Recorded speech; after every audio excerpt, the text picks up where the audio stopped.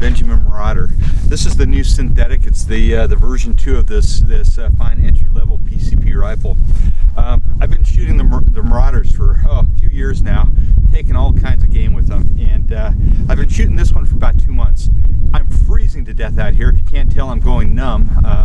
Starting to slur my words and get red in the face, but we're going to go back into my indoor range. We're going to shoot some more. I'm going to tell you about this cool new gun. Well, it's been a few years now, probably 4 years since Crossman Benjamin released the Marauder. A great hunting rifle.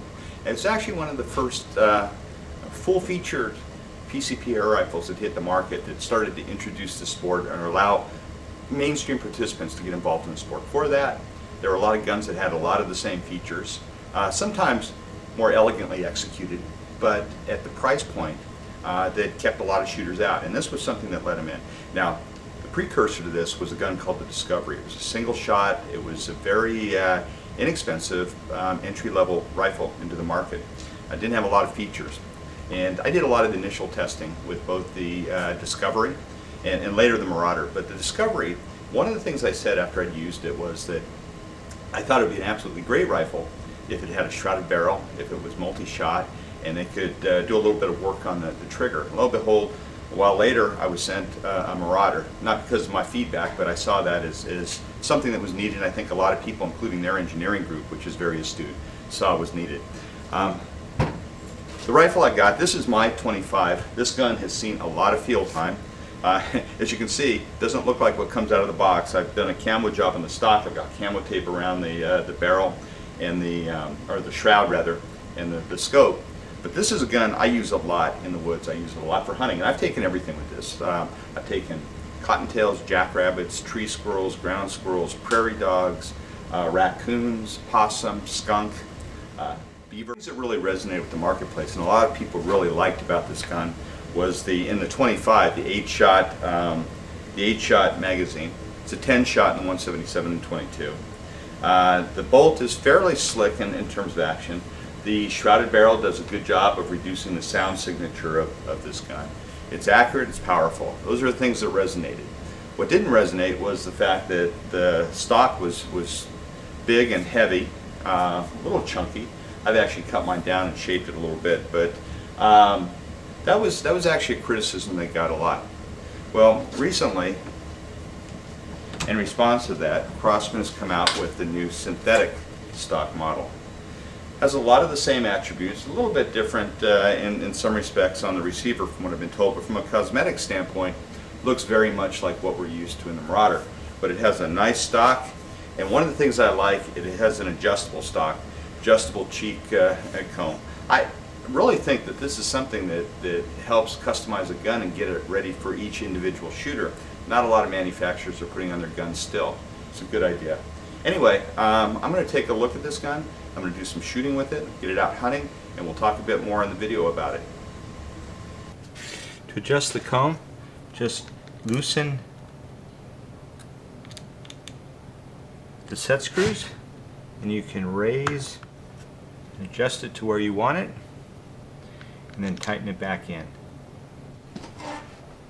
Now, if we want to take the gun out of the stock, it's pretty easy. There just is a hex that comes out with an Allen. Just get it in there and break that seal.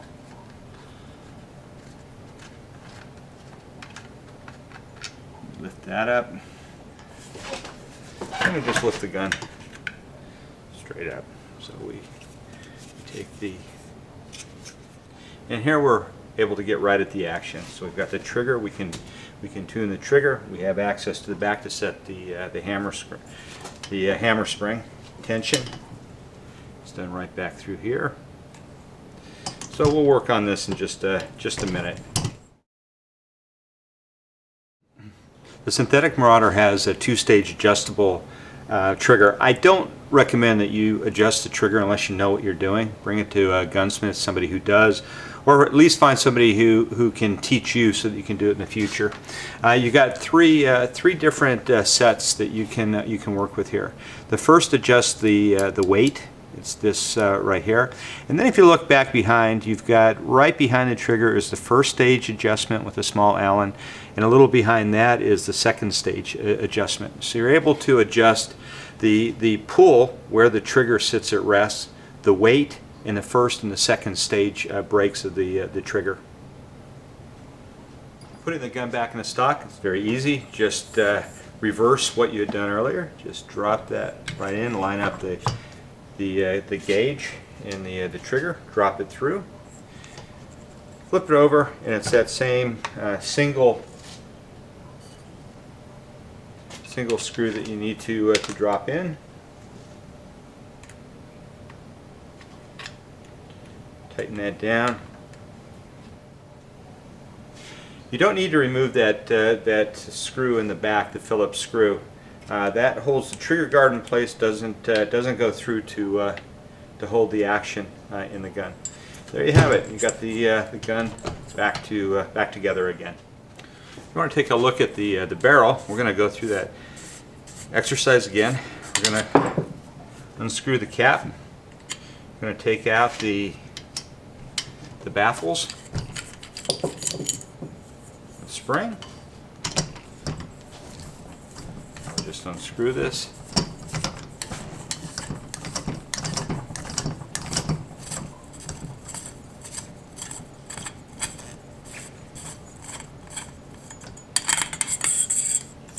And slip the shroud off. Again, we have an O-ring at the muzzle end of the gun. The shroud is just a tube. Put it back on. Slide it down.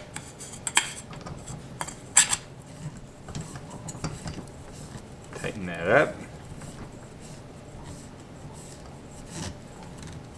Okay, it's locked right in. Spring goes in. Shut the baffles.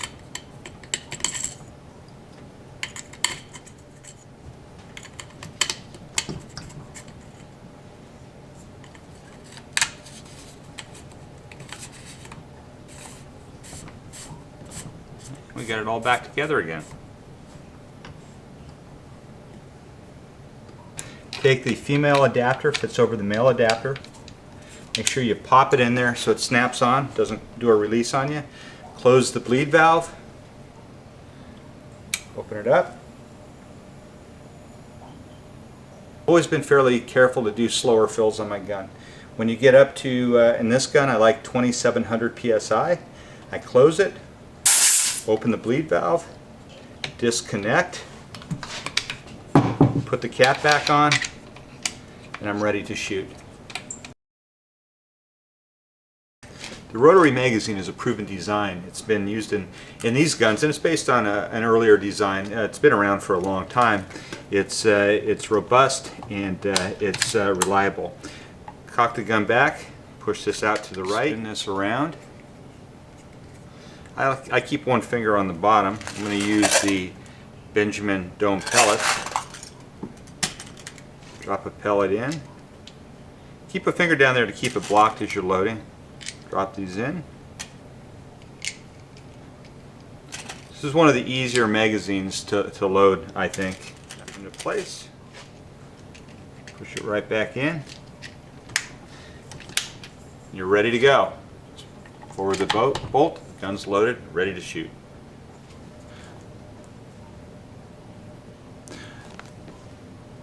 The latitude for adjusting the trigger in this gun is not frequently found in guns at this price point.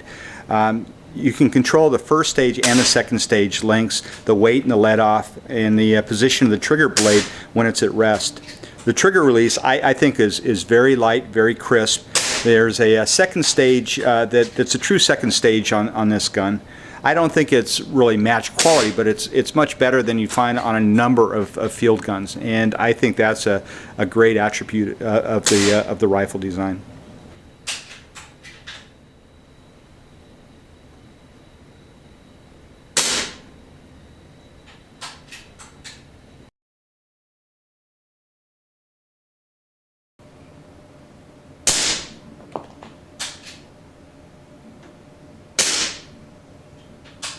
The first 8-shot group was shot using JSB exact chain 25 caliber. These are a 25.4 grain pellet, one whole group. very tight. These JSBs work well on almost every gun I've ever shot.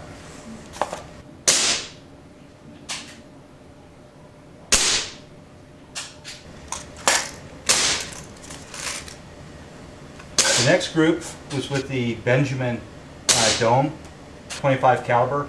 I don't have the weight on these. I'll have to go back and get the weight. I'll put it in as a text.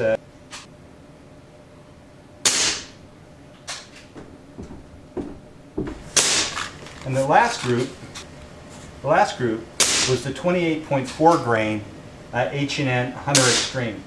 These are a semi-dome pellet, not really a hollow point, but they have a large X carved out, a bit of a hollow point on these. They were spread out a little bit more, but still quite accurate, and they hit hard.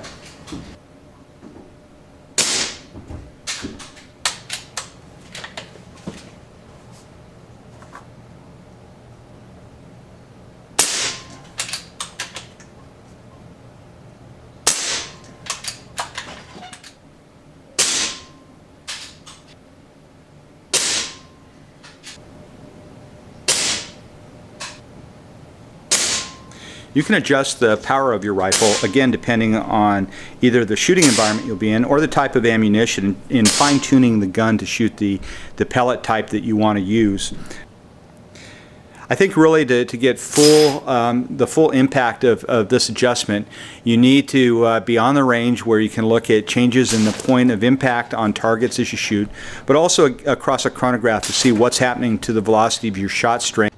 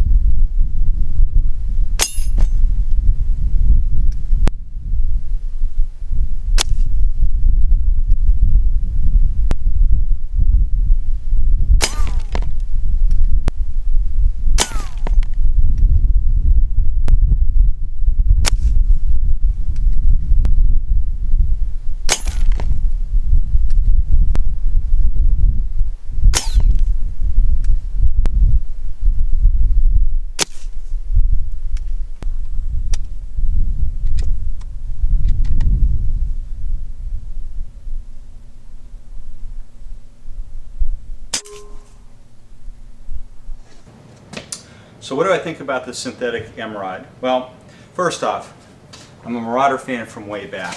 Remember I told you I started with the prototype.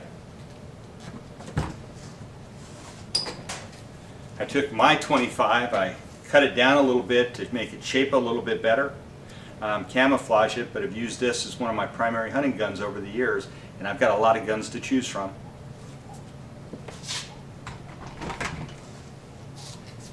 Then I started dressing some of them up with some really fantastic stocks. So I've done a lot with these guns. I like them, so I have a bit of a bias, but there were things I clearly didn't like about the original. And most of that circled around the stock, and I didn't like the pinging noise, the fact that you'd have to get a new rifle and go in and put a depinger in it if you wanted to get away from that. Also, the accuracy was good, the power was good, the shot-to-shot variation wasn't great, but it was still not I think bad. The Synthetic Marauder takes care of a lot of those issues. The built-in depinger, the improvements to the valve, which give better consistency, better shot-to-shot accuracy, and a reduction in variation between the shot velocities. I like the fact that this gun still comes with those features that I think are are really great in a hunting gun, and especially one at the price point that this has been designed for. The shrouded barrel, very effective, quiets this gun down a lot. I like the trigger. They call it a match grade. I've got a different idea of what a match grade trigger is. I'm thinking more of the really high-end target rifles, but this is a really, really good trigger on a gun like this. I like the fact that you can adjust almost every aspect of that trigger, the pull, the weight, the first and second stage. I like the new stock. They've taken away a lot of the bulk that was in the 4 stock, which I like. I like the idea that you can adjust the cheek piece for whichever mounts and whichever scope you want to use. I still like the fact that you can adjust the power on this gun. Everything about it, I think, makes it an ideal hunting air gun. So who should buy this gun? I think if you're a newbie just getting into air guns, this is a great PCP.